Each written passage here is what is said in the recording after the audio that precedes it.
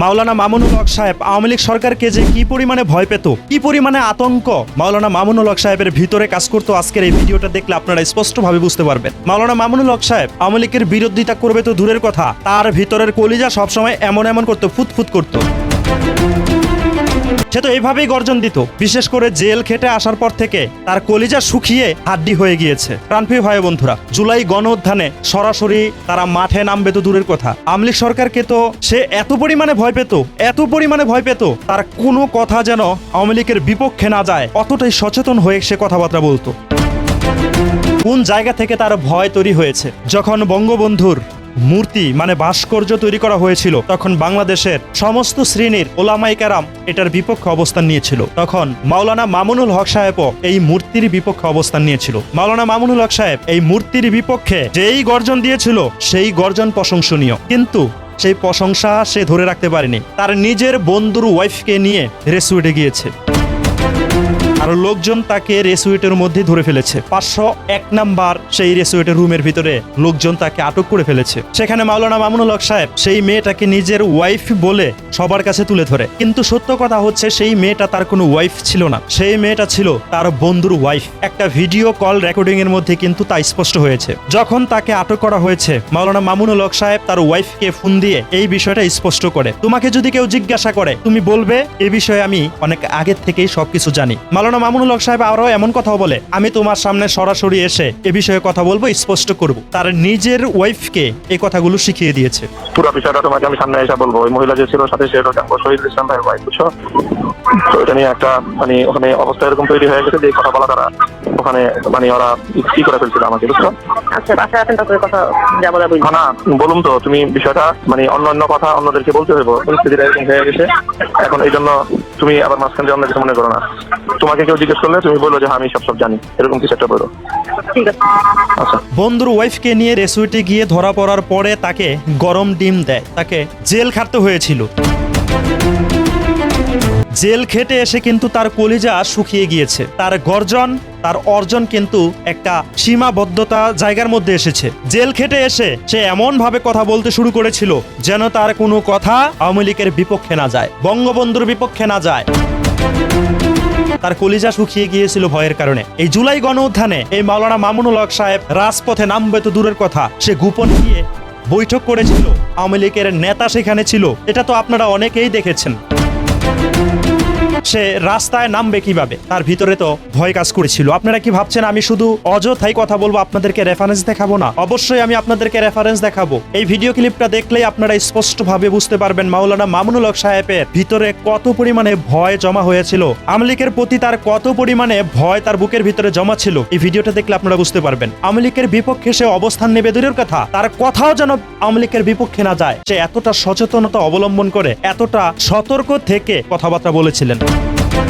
সে জুলাই গণ উত্থানে কিভাবে যাবে? এমনকি 5 তারিখে যখন শেখ হাসিনা সরকার বাংলাদেশ থেকে চলে যায়, তখন কিন্তু মাওলানা মামুনুল হক সাহেব লাইভে এসে ইসলামী আন্দোলন বাংলাদেশের প্রশংসা সরাসরি ভাবে করেছে।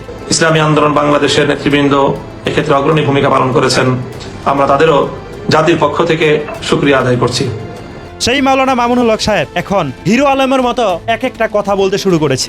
হিরো আলম আর তার মধ্যে এখন কোনো পার্থক্য দেখা যাচ্ছে না। হিরো আলম তো ইসলামের কোনো ক্ষতি করছে না, সে নাটক করছে, সিনেমা করছে, তার হিসাবটা ভিন্ন, কিন্তু তার কথাবার্তা এক এক সময় এক একটা রকম দেখা যাচ্ছে। এই মাওলানা মামুনুল হক সাহেবের আচরণ কথাবার্তা ঠিক হিরো আলমের মতোই দেখা যাচ্ছে।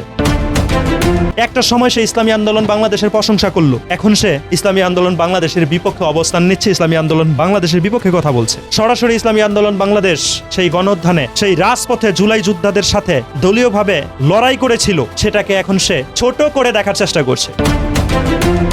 অনেকে ছোট করার চেষ্টা করছে, তাদের হিসাবটা ভিন্ন। আর মাওলানা মামুনুল হক সাহেবের ছোট করার বিষয়টা একদমই আলাদা, কারণ সে কওমি ঘরানার আলেম। সে কওমি ঘরানার আলেম হয়ে আরেক কওমি ঘরানার আলেমদেরকে নিয়ে কিভাবে সমালোচনা করছে। সে যদি ইসলামী আন্দোলন বাংলাদেশকে নিয়ে সমালোচনা করে, আমরা যারা ইসলামী আন্দোলন বাংলাদেশকে পছন্দ করি, আমরা কি তাকে নিয়ে কথা বলবো না? অবশ্যই আমরা কথা বলবো, কারণ সেও তার লিমিট ক্রস করে ফেলেছে। আমরা বাধ্য হয়েছি তাকে নিয়ে কথা বলতে। প্রাণপ্রিয় ভাই ও বন্ধুরা, মাওলানা মামুনুল হক সাহেব আওয়ামী লীগকে কি পরিমাণে ভয় পেত, আজকের এই ভিডিওটা দেখলে দেখলে আপনারা স্পষ্টভাবে বুঝতে পারবেন। আসুন এই ভিডিওটা আপনাদের সামনে আমি তুলে ধরি, তাহলেই বুঝতে পারবেন মাওলানা মামুনুল হক সাহেব আওয়ামী লীগের বিপক্ষে অবস্থান নিবে তো দূরের কথা, আওয়ামী লীগকে তেল মারতে মারতে তার দিন রাত কেটেছে। আসুন সেই ভিডিওটা দেখে আসি।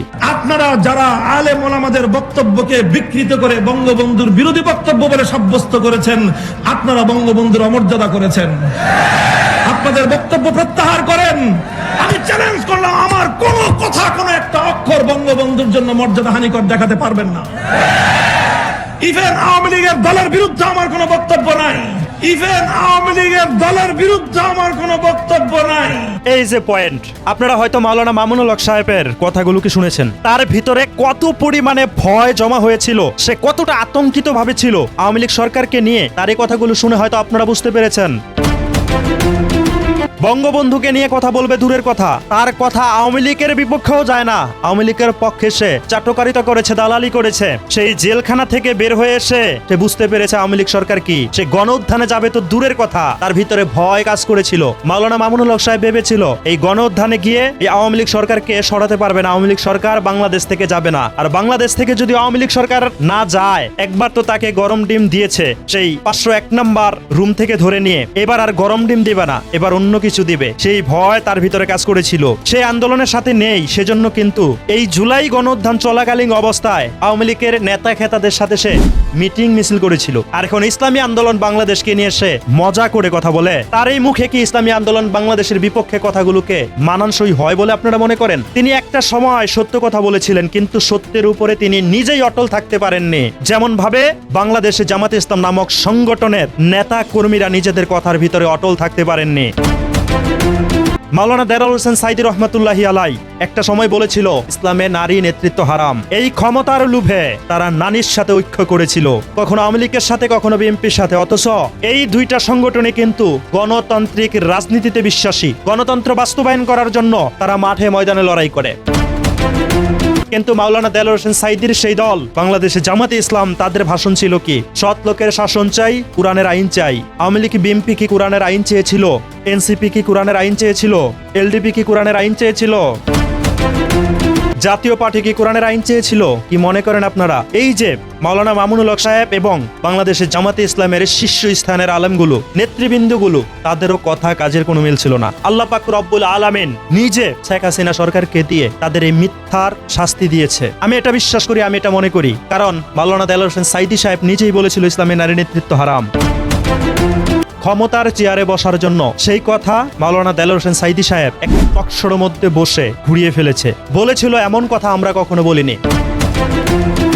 এই যে এই সমস্ত আচরণ, এই যে এই সমস্ত দ্বিমুখী আচরণ, হয়তো এই আচরণগুলোর কারণেই মুখে একটা, অন্তরে আরেকটা, প্রকাশ হচ্ছে আরেকটা।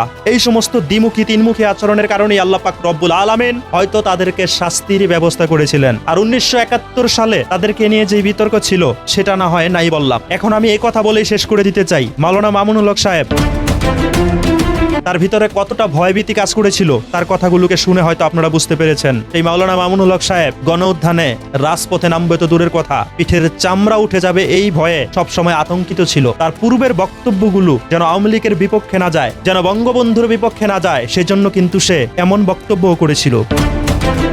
সে বিশ্বাস করতে পারেনি এই গণউত্থানের মাধ্যমে এত শক্তিশালী সরকার, এত প্রতাপশালী সরকার, আওয়ামী লীগ সরকার বাংলাদেশ থেকে বিদায় নিতে পারে। কিন্তু ইসলামী আন্দোলন বাংলাদেশ একমাত্র আল্লাহ পাক রব্বুল আলামিনকে সন্তুষ্ট করার উদ্দেশ্যে রাজনীতি করে। তারা কাউকে পরোয়া করে না, তারা কাউকে পরোয়া করে না। আল্লাহ পাক রব্বুল আলামিনের ফরজ বিধান, নবী করিম সাল্লাল্লাহু আলাইহি ওয়াসাল্লামের সুন্নতের আমলগুলোকে তারাই কিন্তু আঁকড়ে রেখেছে। তারা কাউকে পরোয়া করে কথা বলে না। বাংলাদেশে যতগুলো ইসলামিক সংগঠন আছে, সেই সংগঠনগুলো যদি 10% ইসলামের উপরে থাকে, তাহলে ইসলামী আন্দোলন বাংলাদেশ 15% ইসলামের উপরে আছে। এটা কেউ অস্বীকার করতে পারবে না। যারা আল্লাহর উপরে তাওয়াক্কুল করে চলে, আল্লাহ পাক রব্বুল আলামিন তাদেরকে রক্ষা করে। তাদের জন্য আল্লাহ পাক রব্বুল আলামিনই যথেষ্ট। ইসলামের নাম দিয়ে ইসলামী আন্দোলন বাংলাদেশী রাজনীতি করবে। কোনো মুনাফিক, কোনো গাদ্দার, কোনো দ্বিমুখী ব্যক্তিত্বরা ইসলামের নামে রাজনীতি করতে পারবে না। তারা যদিও ইসলামের নাম বলে ইসলামের নাম ভেঙে ভেঙে খাচ্ছে, কিন্তু তাদের সংগঠনের মধ্যে ইসলাম নেই, তাদের ইস্তেহারের মধ্যে ইসলাম নেই, তাদের চলাফেরার মধ্যে ইসলাম নেই।